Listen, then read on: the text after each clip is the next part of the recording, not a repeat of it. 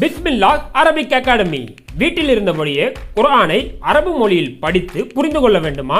முஸ்லிம் மற்றும் முஸ்லிம் அல்லாதவர்கள், ஆண்கள், பெண்கள், வயது வரம்பு கிடையாது. கல்வி தகுதி தேவையில்லை. திறமை வாய்ந்த அனுபவமிக்க ஆசிரியர்களை கொண்டே வகுப்புகள் நடத்தப்படுகிறது. 3 மாதத்தில் குர்ஆனை சிறந்த முறையில் கற்றுத்தரப்படும். மேலும் விவரங்களுக்கு கீழுள்ள எண்ணை அணுகுங்கள். பரபரப்பா போயிட்டு இருக்கக்கூடிய டெல்லி தேர்தல் களம் இன்று மாலையோட பிரச்சார ஓய்வடையுது. இப்போ அரவிந்த் கெஜ்ரிவால் 3வது முறை அங்க ஆட்சியை பிடிப்பாரா? பாஜக 27 வருஷத்துக்கு பிறகு அங்க ஆட்சியை பிடிக்கலான்னு காத்துட்டு இருக்கக்கூடிய பாஜக தொடர்ந்து 0 வெற்றி மட்டுமே பதிவு செய்யக்கூடிய காங்கிரஸ் இந்த தடவை நம்மளுடைய முதல் வெற்றியாச்சும் பதிவு செய்யணும் அப்படின்னு சொல்லி காங்கிரஸுக்கு அங்க பெரிய அளவுல நெருக்கடி இருக்கு.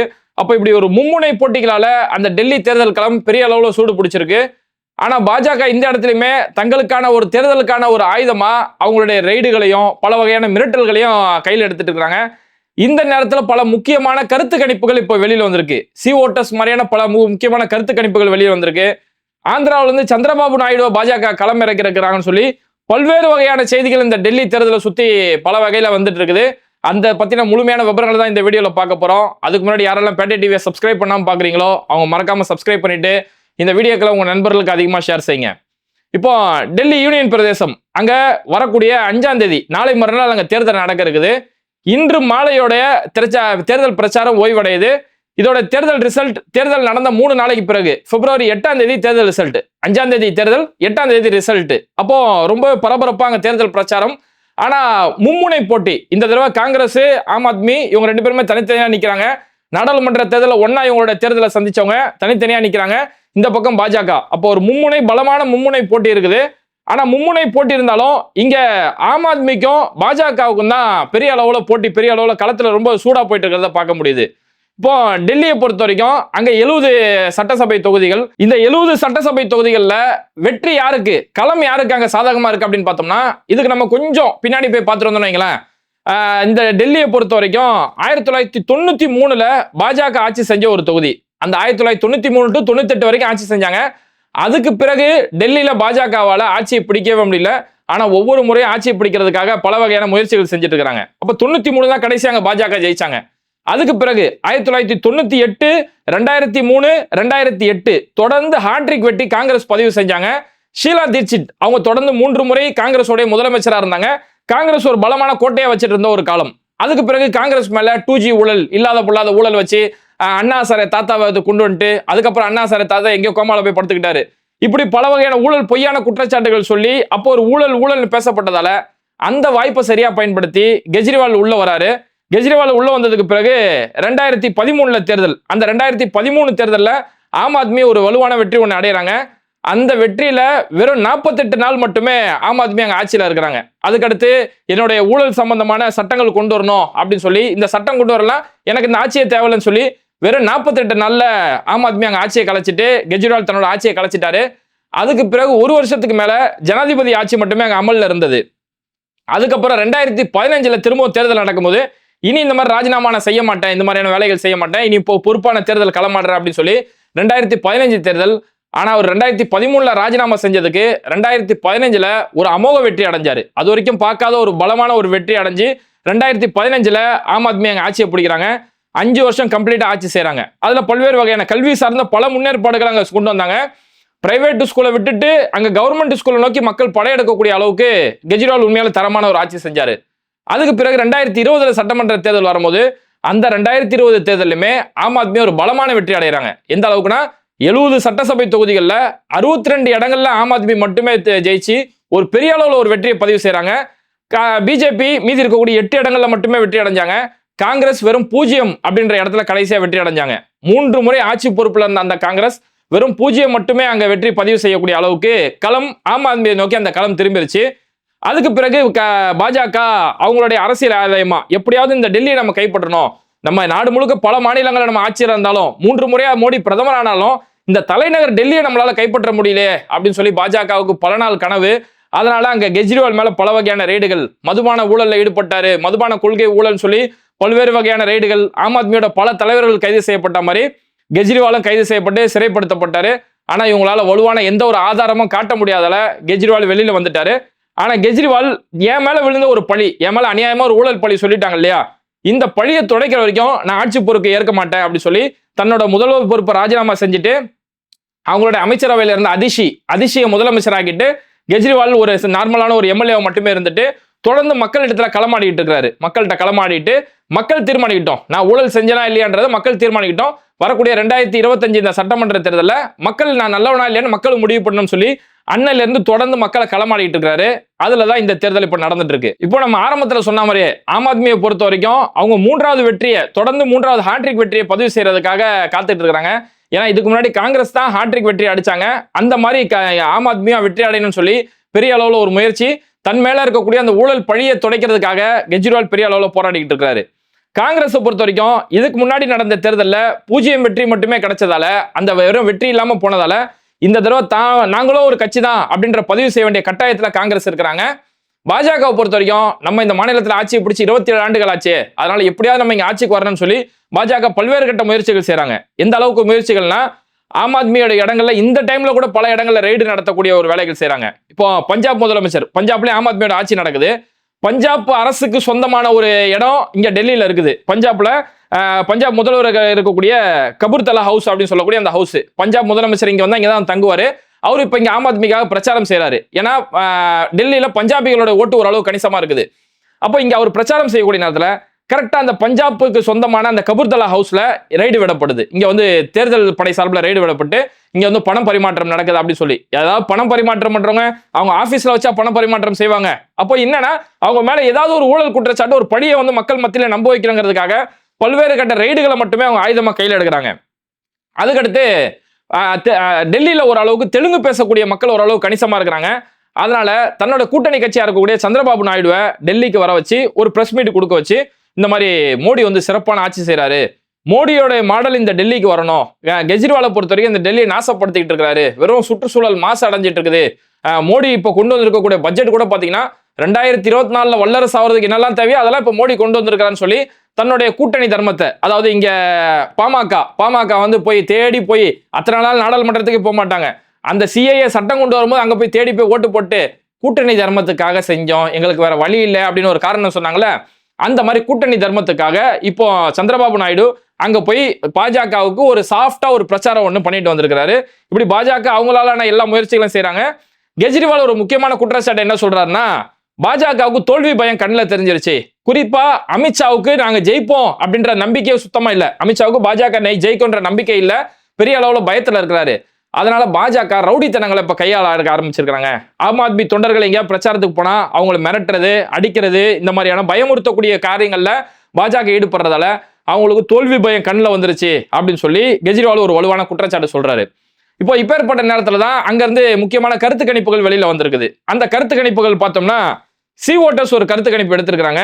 இந்த சட்டமன்ற தேர்தலில் யார் ஜெயிப்பாங்க அப்படின்னும் போது சி ஓட்டர்ஸோட கருத்து கணிப்பு என்ன சொல்லுதுன்னா, ஆம் ஆத்மி 51% வாக்குகள் வாங்கி ஆம் ஆத்மி தான் ஆட்சியை பிடிப்பாங்க, 3ஆம் முறை ஆட்சியை பிடிப்பாங்கன்னு சொல்லி சி ஓட்டர்ஸோட கருத்து கணிப்பு சொல்லுது. பிஜேபியை பொறுத்த வரைக்கும் அவங்க 41% வாக்குகள் வாங்குவாங்க அப்படின்னு சொல்லி சொல்லப்படுது. காங்கிரஸை பொறுத்த வரைக்கும் காங்கிரஸுக்கு பெரிய அளவுல வாக்குகள் ஒன்றும் வாங்க போறது இல்லை.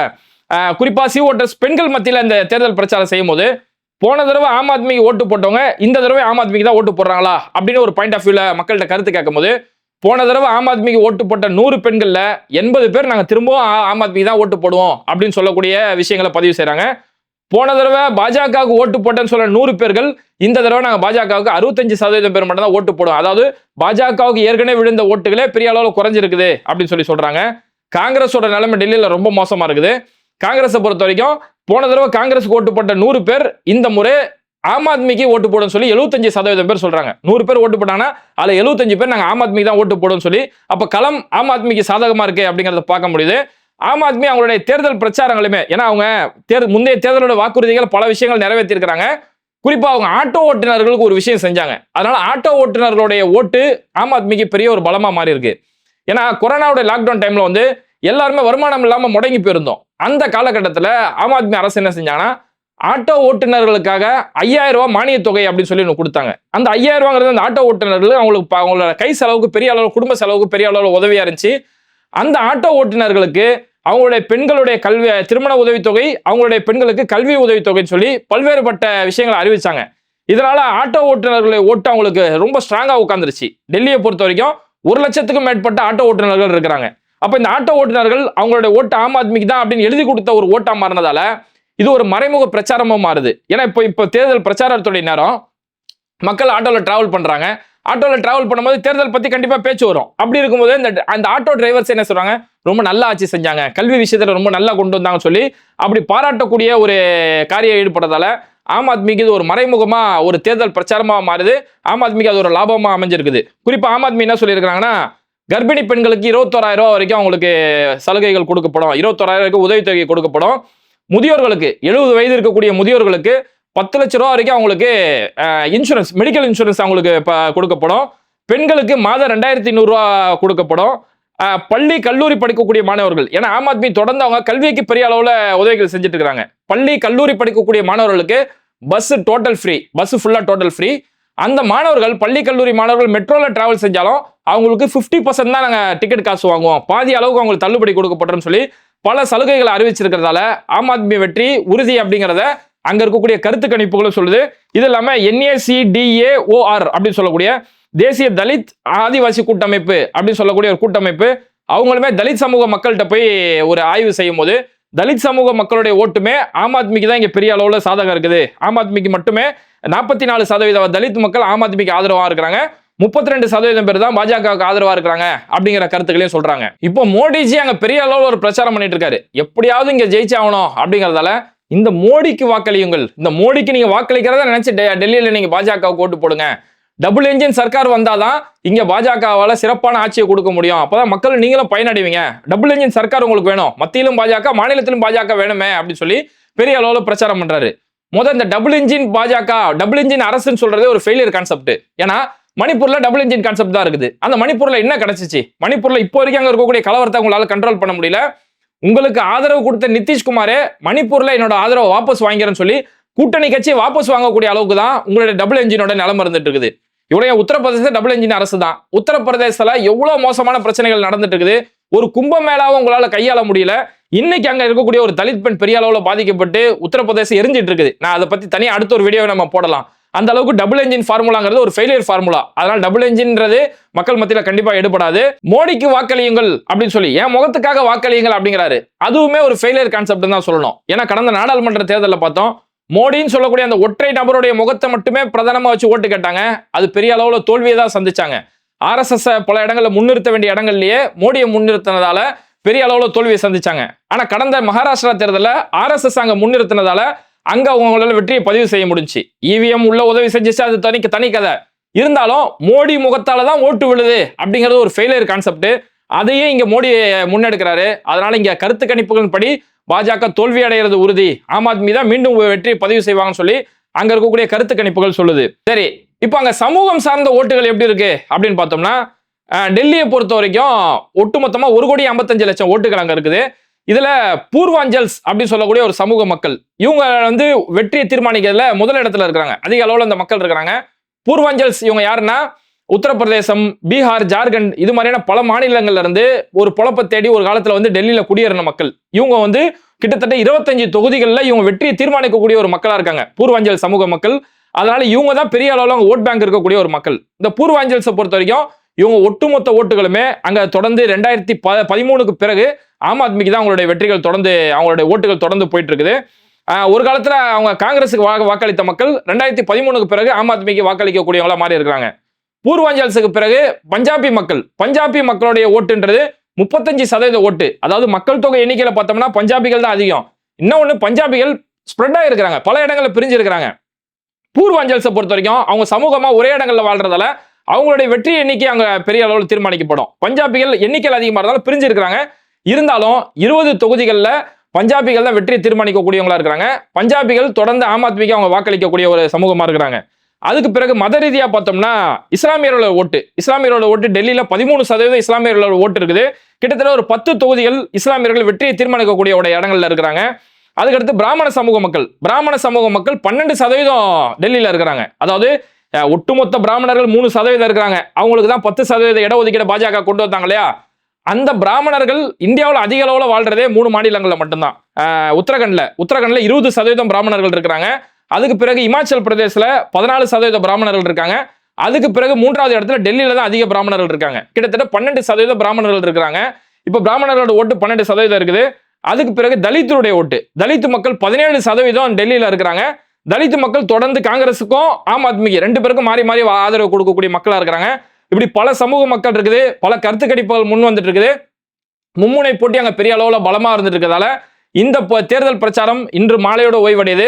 5ஆம் தேதி டெல்லிக்கு அடுத்து யார் ஆட்சி அமையணும், தொடர்ந்து மீண்டும் 3வது முறை ஆம் ஆத்மி ஆட்சிக்கு வரணுமா, இல்ல பாஜக தன்னுடைய அரசு இயந்திரத்தை முழுக்க சர்வாதிகார பாதையில பயன்படுத்தக்கூடிய பாஜக கையில ஆட்சியை கொடுக்க போறாங்களா, அல்லது காங்கிரஸ் ஏற்கனவே 3 முறை ஆட்சி செஞ்ச காங்கிரஸ் அந்த காங்கிரஸுக்கு திரும்ப வெற்றியை கொடுப்பாங்களா அப்படின்னு சொல்லி பரபரப்பா இருக்குது.